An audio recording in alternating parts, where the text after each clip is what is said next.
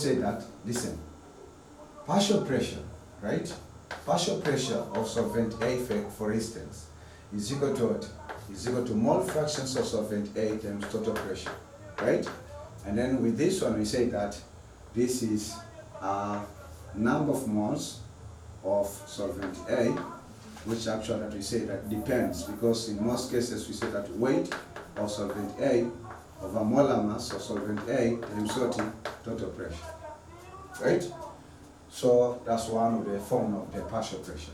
Again, the partial pressure of solvent B will be equal to mole fractions of solvent B times total pressure, right? And then that is about the Dalton's law. But also in Dalton's law we say that total pressure of the system will be equal to partial pressure of A plus partial pressure of solvent B at the second stage. Then we go for the steady state. The steady state we say that we call ideal gas equation. Ideal gas equation, which is say that pressure times volume is equal to number of moles times universal gas constant times absolute temperature. Okay? So now you have to enjoy mathematical chemistry. You have to enjoy mathematical chemistry as how I do. So if this is the case now, listen, suppose that solvent A is organic solvent, and the solvent B is water. So if that's the case now, we say that the partial pressure of organic solvent, which is O, times its volume, is equal to number of moles of organic solvents times universal gas constant times absolute temperature, which is giving us equation 1. Right? Okay. Again, we say that partial pressure of water times volume is equal to number of moles of water, universal gas constant temperature. Remember that this experiment will be carried at the same temperature, right? And same volume. So now we have our two ideal equations. We go for the first state, right? First state, we say that let us divide equation 2 to equation 1. Equation 2 of equation 1. So here we have partial pressure of water times volume over partial pressure of organic solvent times volume. This is equal to number of moles of organic solvent of water, universal gas constant times absolute temperature. And this is number of moles of organic solvent, universal gas constant times absolute temperature. So volume and volume cancel, universal gas constant cancel, absolute temperature cancel. Right? Right? Okay. Remember that what you are doing, you are deriving the formula of computing molar mass of organic solvent, which is in syllabus, is just the third subtopic or semi-specific objective, where you have to teach students how to calculate the molar mass of high boiling solution, so high boiling liquid, which means that organic compound. Okay, so then here we have that the partial pressure of water over partial pressure of organic solvent and organic solvent, dense times 30, is equal to the number of moles of water molecules over number of moles of organic solvent. So this is the formula that we have. So again, we can simplify further this formula by going for the fifth stage. The fifth stage, we say that you have to recall what you have learned in ordinary level chemistry. We have learned that we call number of moles is equal to mass of the compound, right, over molar mass of the compound. So if that's the case now, we say that now let mass of the compound is equal to weight of the compound.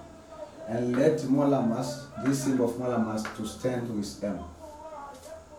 Right? Listen carefully, please. So if that the case down, we say that number of moles of water, this will be equal to the weight of water, and hence over molar mass of water. Again, number of moles of organic solvent, this is equal to weight of organic solvent over molar mass of organic solvent. So then this is question 3, and this is equation 4. So you go for the 6th step. We say that substitute equation 3 and what is and equation 4, right, into equation, so this should be equation 3, I'm sorry, and then this one is going to be equation 4, this is equation 5.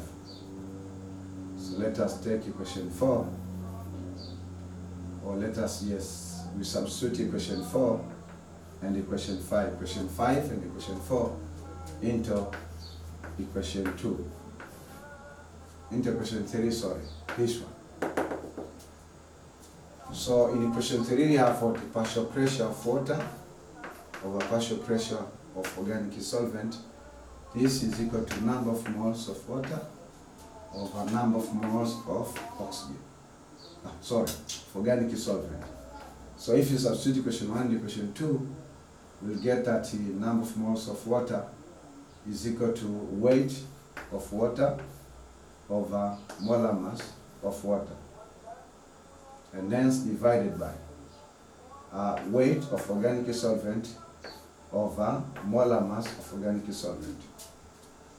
So then we say that this is partial pressure of water over partial pressure of oxygen.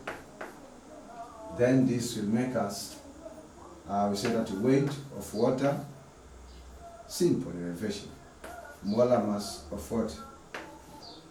Of water, then this one will divide with weight of solvent over molar mass of solvent. So then we say that partial pressure of water over partial pressure of organic solvent, this is equal to what? This is equal to weight of water, molar mass, organic solvent. Then we say that we have molar mass of water, then over weight of solvent.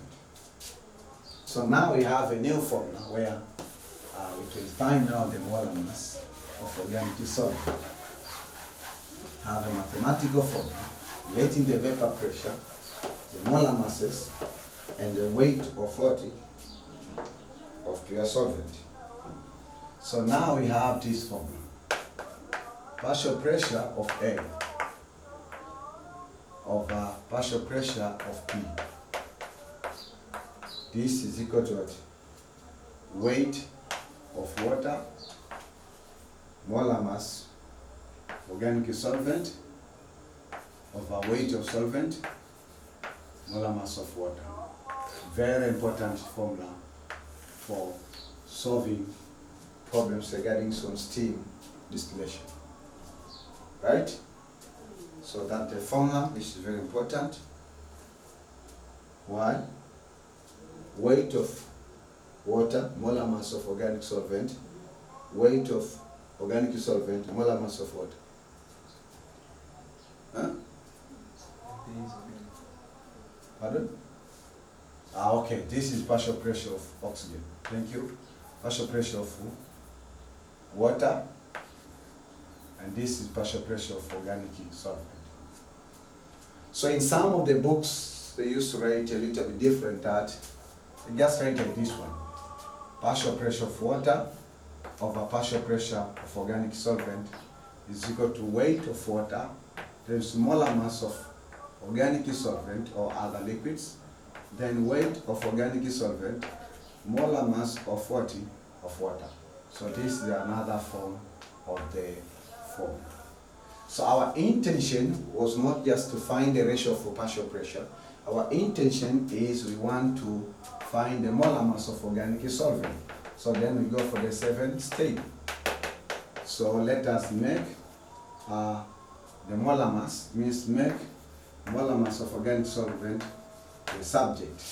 It doesn't mean that in problem solving we'll be asked only to find the molar mass of organic solvent. No, we can find any of the variable there. So if it's the case, we say that from this formula, this is the molar mass of organic solvent. So if that the molar mass of organic solvents, we multiply both sides by weight of organic solvents and molar mass of water. So what are you going to get? We'll get that weight of water, then have molar mass of organic solvent. This will be the partial pressure of water. Then you have what? Weight of solvent. And then you have what? Molar mass of what? Of water. Right? And then, because we want to make the molar mass of organic solvent the subject, so then we divide by weight of what? Of water. So then we say that this is molar mass of organic solvent, and then we say that yes, we say that this is pressure, partial pressure of water. Then we say that weight of organic solvent, then molar mass of what? Of water, of what? Of a weight of water. So this is the final form.